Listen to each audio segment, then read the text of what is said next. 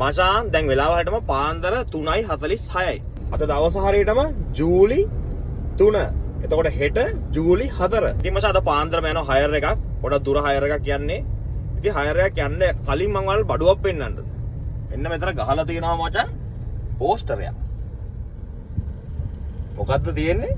කොත්තු දන්සල. අපි එළියට බැලලා බලමු.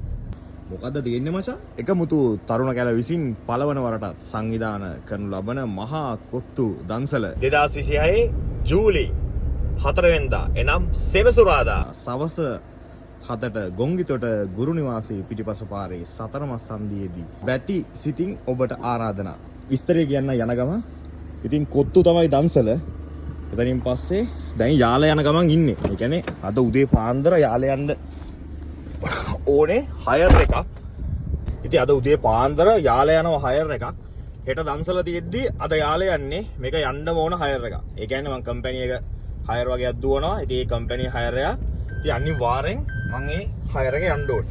ඉතින් මචං කොතු දන්සල තියෙන්නේ ගොංගිතොට කිව්වට කට්ටිය දන්නේ නැතුව ඇති. මේක තියෙන්නේ මචං එන්ඩේරමුල පොලිසිය තියෙනවා.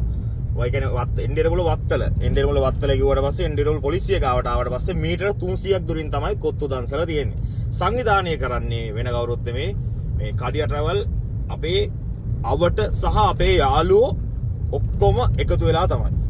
ඒ කියන්නේ අපේ පාරක් තියෙනවා මචං හතරමං හන්දියක්. ඒ හතරමං හන්දියේ ඉන්නේ මිනිස්සු අපිට මාර විදිහට උදව් කරනවා. එතනින් පස්සේ මේ වෙද්දි අපේ පාරවල් වල ඉඳලා මේ දැන් වෙද්දි රට ඉන්න කට්ටිය අපිට මාර විදිහට උදව් කරනවා. ලක්ෂ 4 මාරකටත් වැඩිය දන්සලට අපිට වියදම් වුණා. එතකොට අපිට මිනිස්සු වශයෙන් ගත්තොත් අපිට මිනිස්සු 100ක් විතර අනිවාර්යයෙන්ම උදව් කරා නිකන් මිනිස්සු වශයෙන් ගත්තොත්. ඒ වගේ රුපියල් 500 ඉඳන් රුපියල් 50000 වෙනකන් අපිට ආධාර කරා. ඉතින් ඒ වගේ ආධාර කරලා තමයි මේ දන්සල දෙන්නේ.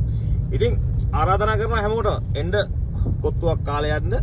ඉතින් මේක තියෙන්නේ හරියටම එන්ඩේරමුල පොලිසිය ගාවට ආපු ගාම කොත්තු දන්සල දැනගන්නවා. එතනින් යා ලොකේෂන් කියන්න දෙයක් නැහැ. එන්ඩේරමුල පොලිසිය තමයි හොඳම ලොකේෂන් එක. මොකද ගුරු නිවාසයේ පිටිපස්ස කිව්වට කවුරුත් ගුරු නිවාසය දන්නේ නැහැ. ගොංගිතර කිව්වත් හරියටම කට්ටිය දන්නේ නැහැ.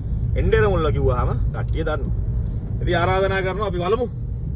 දැන් යාලේ යන ගමන් ඉන්නේ. ඒ කියන්නේ යාලේ යන්න මං යන්න ඕනේ මීරිගමට. මම වත්තලේ දැන් මීරිගමට යන්න ඕනේ. මම මීරිගමෙන් තමයි පිකප් කරගන්නේ. පිකප් කරගෙන අපි බලමු මොකද වෙන්නේ කියලා. අද දවස් 6 එක. දැන් වෙලාව පාන්දර 3:50යි. මං හරියටම පිකප් කරගන්න තියෙනවා පාන්දර 5ට මීරිගමින්.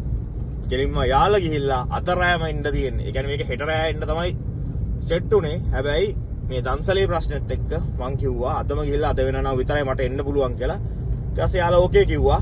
මාත් එක්කම යන්න ඕනේ කියලා. වැඩේ ඕකේ.